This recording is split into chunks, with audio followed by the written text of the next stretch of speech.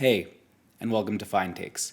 Today we're diving deep into Season 1 of The White Lotus, where Mike White takes us deep into the world of extreme wealth, luxury, and death. I'll do a deep dive on certain aspects of the season, and in the conclusion, I will give the show a rating out of 10. If there's certain aspects you'd like me to focus on, let me know in the comments. So we're looking at the Mossbachers' relationships through the lens of Thorstein Veblen's theory of the leisure class and Camille Paglia's sexual personae. We'll explore the generational dynamics in relation to politics, expressions of masculinity, and expressions of status. Finally, we'll get into how Armand is the season's anti-hero and discuss how it sets up a darker tone for Season 2. Let's start with one of the key generational conflicts in the series. This is highlighted at a dinner scene where Nicole is defending Hillary Clinton. Here, we see Nicole, this quintessence of 80s and 90s feminism, defend Hillary as an ideal of a woman who broke the glass ceiling and succeeded in a male-dominated world. She has a kind of corporate feminism that allowed her to succeed in this male-dominated world, but her daughter, Olivia, has clear disdain for this kind of feminism and this entire outlook. Olivia has a lot of political beliefs that she expresses throughout the season in the form of negatives, but we never hear a positive belief from her. For example, she never says, "I want this policy. I would like to see this." She has a lot of causes that she seems to support, very standard college campus woke, against the tyranny of white men, against colonialism, against capitalism, but she never really gets into anything outside of what we could call a general wokeness on college campuses. She rejects her mother's neoliberal feminism, along with her entire worldview, opting for what we could call a shallow, performative virtue signaling sort of progressivism, which we'll get into greater detail later. Let's do a character study on Olivia. What motivates Olivia? In her own way, her motives are very similar to her mother's.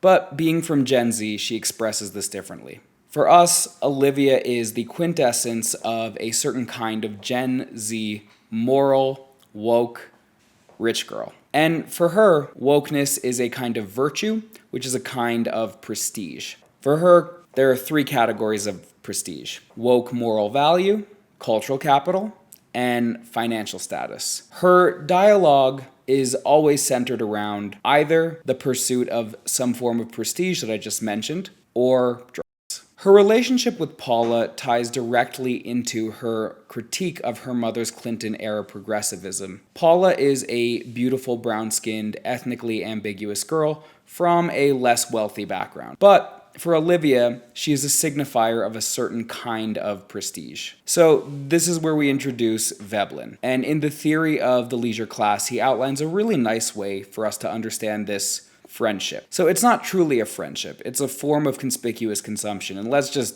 very broad strokes define what that is. In the theory of the leisure class, Veblen put forward an idea that society is held in place by envy. And the rich display their wealth through conspicuous displays of non-productivity. What we mean by non-productivity is something that doesn't make money, right? So this could be sports, this could be travel, as in the case of the White Lotus, it can be partying. The other form of a display of wealth or prestige that Veblen talks about is conspicuous leisure. And so this is having the time where you can be non-productive to actually be on display in front of a pool, reading, having certain forms of cultural capital. So he calls the people who spend their life chasing these non-productive, again, productive solely limited to money-making, these non-productive pursuits, the leisure class. Olivia is the epitome of a member of the leisure class, and her woke moral virtue signaling, and it's not just signaling, her whole lifestyle devoted to this woke moralism is for her a form of conspicuous consumption. So to Olivia, having this brown friend from a lower social status is virtuous. It's a form of social capital, but it becomes clear that this is less so a relationship of friendship and more so one of ownership and servitude. So according to Veblen, the non-members of the leisure class seek to gain status by pecuniary emulation. And it's a fancy way of saying that the people who have to work to make money emulate the habits, the styles of the rich. Pretty easy concept to understand. You want somebody to wear your brand, you put it on Kim Kardashian because she's rich, and so other people emulate her and thereby feel rich in their own right. So here we find Paula's interest in Olivia. Paula's obviously not paying her own way at the White Lotus. And so she gets to experience what it's like to be a member of the leisure class and fulfill that, we can call it a social instinct, towards pecuniary emulation. Equally, since the Mossbachers foot the bill for Paula, she serves as a signifier of their wealth and their generosity. They can afford to throw the money away at bringing their daughter's friend along for the ride. And parading her around in front of all the other guests allows the Mossbachers not only to perform their own wealth in being there, but to extend that and show that they are so wealthy they can afford to bring along somebody who's not even a member of their family. For Olivia, though, this is twofold, because she not only gets to perform that her family is so wealthy that they can bring along an extra person, but she gets to perform that she can bring along a brown person who has a whole network worked out within their victim identity. We'll get into that in a little bit. At the outset, what Olivia thinks she's doing is undermining some sort of system of oppression, all the woke words, colonialism, white dominance, whatever you want to call it. But in using Paula to undermine this system, she's boosting her own prestige within her own Gen Z idea of what it means to be prestigious, right? So for her, it reinforces her status within this social structure. Again, this is not a relationship of friendship. This is a way of possessing another person for the sake of asserting your own value. And what Veblen said specifically on this is the possession of persons, especially of women, is a means of asserting prowess. Olivia parades her beautiful friend around, showing off her brown skin to other guests and serving both her status and her family's. But Paula provides Olivia specifically with the means to display moral virtue and the ownership of another person. So it's two forms of prestige. For Olivia,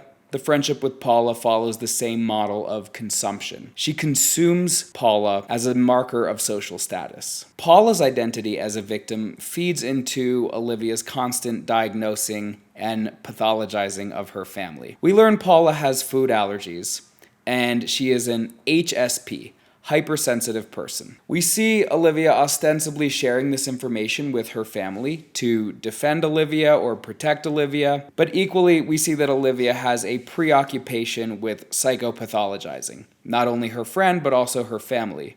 She diagnoses her mother as having a manic episode when she tried to prepare for a meeting. This was a productive meeting, again, diagnosing things that are productive, right? That are money-making. Her brother, who we'll get into in a bit, she labels him as autistic, and she calls her father toxically masculine.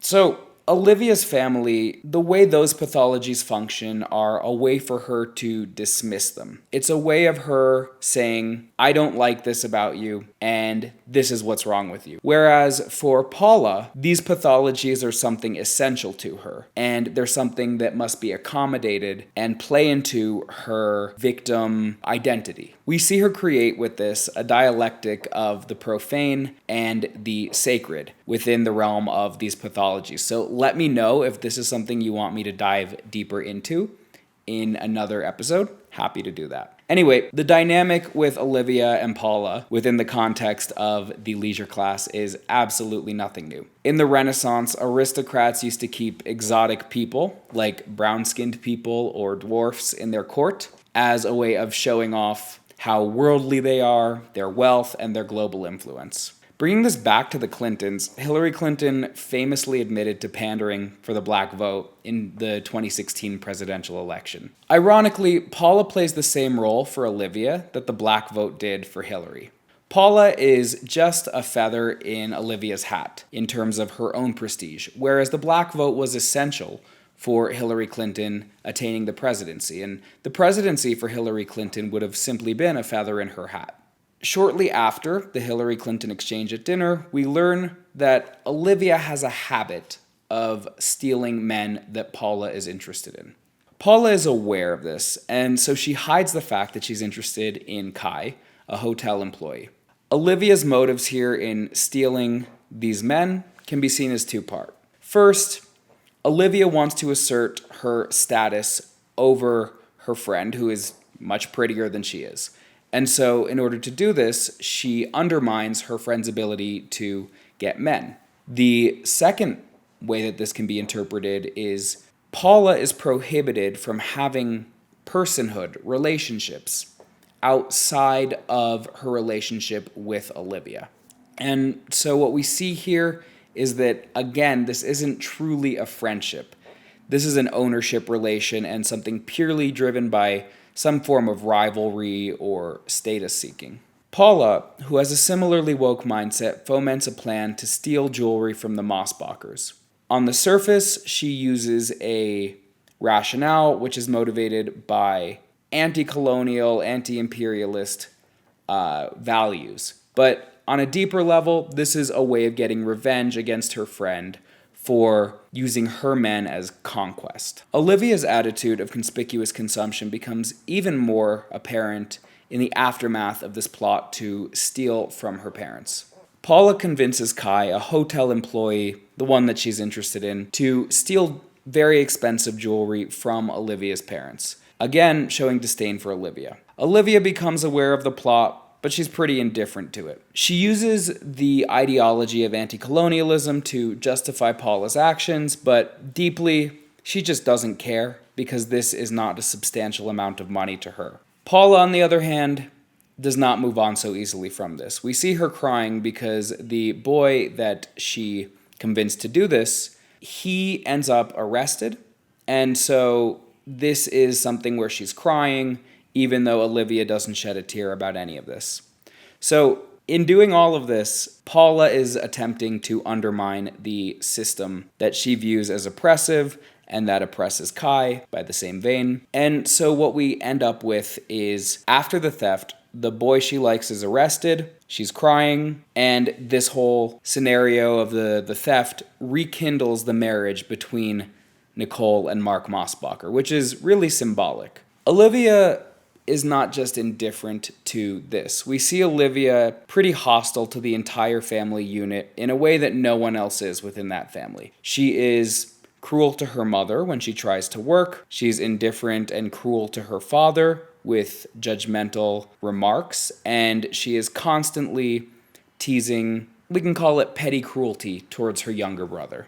And so what we see is that as a character, there is not much more to her than actually this pursuit of moral capital, this pursuit of prestige through wokeness. So one last point about Olivia. In a scene that I loved, we see her and Paula sitting by a pool, and one of the characters comments, I think it was Shane, "I saw you reading Nietzsche yesterday, you're reading Freud today, how are you picking these books?" And she goes, "Our book stylist picked it out." So this again is the ultimate display of conspicuous leisure. She is conspicuously by the pool with her conspicuously brown friend, reading these sophisticated books, completely indifferent to the content of these books, and they've hired a book stylist, which may have been a joke or may have just been an absurd idea inserted into the show, showing that they're appropriating the labor of others into cultivating this image where they're seen in their leisure. Another display of excess here is the complete indifference to the contents of these books. Freud, with his ideas of civilization and the inherent critique of communism and his forgiveness of certain compromises that must be made, and Palia with her critique of white suburban feminism, and Nietzsche, I mean, his whole thing on slave morality. These are completely antithetical to this woke image that they're cultivating. But there they are, indifferent to this because they can afford it, because they can afford to be, right? And this is almost the complete stripping of intellectual merit from cultural capital. There is nothing nothing intellectual about this reading. It is purely for the sake of cultivating an image. All right, so you can probably tell at this point how much I love Olivia as a character, but that's enough about her today. Let's turn the focus over to the Mossbacher men and the two crises of masculinity that occur here. First, the season opens with Mark Mossbacher's testicles inflamed and enlarged. He believes he has testicular cancer, which sends him searching for his family history of cancer. In this search, he finds out that his father, whom he believed died of cancer, actually died of AIDS. His father led a dual life, as he discovers, where he had his family and he had his gay love affairs on the side. This revelation shakes Mark to his core about his own masculinity and his own role as a father. I said we wouldn't talk about Olivia, but here we are. Her reaction to her father being dismayed and perturbed by this, deeply perturbed by this, was to call him toxically masculine and homophobic. And this just shows the complete lack of empathy that she has for him, but also some of the tension in the generational dynamics within this family. Quinn Mossbacher is Mark's son, and we see him struggle as well to define his own masculine identity. Mark continues to navigate the identity throughout the series, and he does so both in terms of studying a gay character and questioning him, as we'll talk about later, but also in understanding his own role as a father. And visually, one of the most important scenes and symbolic scenes in the season was when Mark and Quinn are together in a pool, and their heads are just above water, and so you have these two faces. You have the face above water and you have the face below water. In Camille Paulier's work, Sexual Personae, she talks about water as a feminine force, a subsuming, destructive feminine force. And so what we're seeing here is this duality play out in both Mark and Quinn. For Mark, the duality is the idea of who is he as a man and as a father. He had this whole idea built up about who he is based on his own father, who he described as such a masculine man. But then it's undermined, and now he's thrust into the chaos of water, of the feminine. It also represents his own father and the duality that he led in his life, where he had his family and he had his gay life. And then, on the other hand, we have Quinn, and Quinn is a waning adolescent. What Paulier says about adolescents is they are between a feminine past and a masculine future. And so we can look at this as Quinn's feminine past. And above water, he's with his father.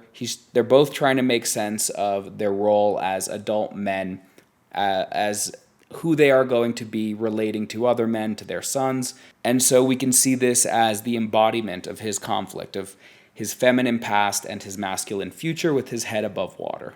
Developing this plotline, we see Quinn struggling to establish his manhood. An important plotline here is Quinn's Nintendo and iPhone being washed away by the ocean. We can see these as his childhood toys, the mechanisms by which he stays a child. And in place of this, what he gets is a membership to a team of ocean rowers. Now, this is highly symbolic, as we talked about the ocean being the feminine force. What he's doing is joining a league of other men and mastering the chaotic seas. Moving away from the Mossbachers now, let's talk about Armand. Armand is one of the most important characters in Season 1. He is the resort manager, and he is forced to serve the whims of his obnoxious hotel guests. He's made sympathetic very early on. We have a hotel employee, it's her first day. She goes into labor on the job, and he is a gentleman. He consoles her, and he sends flowers to the hospital. We also empathize with him because we don't want his job. We see that the hotel guests are obnoxious. We see that he's doing his best. Shortly into the introduction of Armand, we learn that he is a gay man and a recovering addict. His addiction issues resurface where he steals drugs from Paula and Olivia.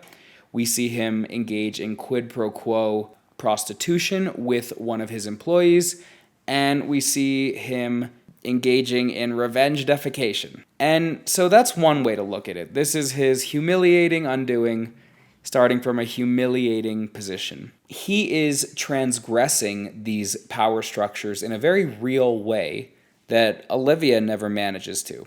And so one example of this is while he's in the throes of his addiction, he's drinking, we see him with Mark at a bar. They're sitting together and Mark is questioning him about his homosexuality in relation to his father. And he asks Armand what it's like to be penetrated. Now, what Armand says is, want to find out? It may just seem like a joke or a snide remark, but this was deeply troubling to Mark. And beyond that, this is a complete inversion of the power structure at play here in the most visceral way possible. So, he is our hero for that. He's also our hero in other ways. We have this obnoxious Shane Patton, and maybe the way he decided to get his revenge on Shane Patton was a little bit dumb, but with Armand, it is a truly tragicomic arc. We see him go from this uptight character with this veneer of professionalism all the way to workplace analingus with an employee, to stealing drugs from guests, to defecating in a guest room. You could call this his demise and his giving into infantile urges, or you could call it his rebellion and his refusal to accept his position within this hierarchy and his attempt at subverting it. The tragicomedy enters because he is killed by Shane accidentally in the process of trying to defecate in his room. Truly tragicomic, right? It's a childish, funny act. It's carried out in a funny way, and we get a laugh, but we also see our hero fall. So, Season 1 of The White Lotus is a dark comedy. The complexity of the characters' relationships with one another is really, really good, and the surreal context of ultra luxury only amplifies how interesting all of this is. Beyond being a comedy, it touches on some really important cultural tropes, and we can talk about more of those in another episode with the other characters. But I'm going to talk about some things that I thought could have been better in The White Lotus Season 1. First, other than Quinn, and I guess you could call Armand's downward spiral character development, most of the characters were quite static. Also, this is a different idea, but in the first scene where we meet Armand, where the guests are arriving in the boat, he says the goal is to create an overall impression of vagueness that can be very satisfying. And so perhaps this is why every scene in the series is filmed either at sea, within the resort, or within some sort of liminal space like a parking lot or a airport. But the setting doesn't come to life for me. And with a resort, with a hotel, I mean, the extreme example is The Shining of a setting coming to life, a hotel coming to life. But even in Season 2, this is very, very different. It's much more of a dynamic setting, and it's much more of an important thing that happens. But along the same lines, there isn't a lot of mise-en-scene or a lot of visual symbolism that I've detected. And I just think these things could be stronger here. Additionally, I don't feel like this is truly the murder plot that it aimed to be. To me, the climax of the season was when Shane walks in on Armand performing analingus on his employee. That was the highlight. Armand dying after that was important. It explains the coffin in the first episode being loaded up into the plane, but it didn't really revolve around that the same way that Season 2 revolves around murder, where you're constantly questioning who's gonna die, who did it. It just wasn't like that in this season. So overall, I give this a 7.5 out of 10. I'll tell you right now, I much prefer the second season, which I think is much more visually interesting. There's a lot more dynamism in the characters, but we'll get to that in the next video. So if you enjoyed this and you want to see more, please subscribe, like, and share this. If you want me to double click on anything I mentioned here, or if you want me to do an episode about Shane Patton, the white rich boogeyman, or Tanya and her relationship with Belinda, happy to do that. Just let me know in the comments. On that note, I will see you next week when I release the Season 2 review and analysis of The White Lotus. So stay critical.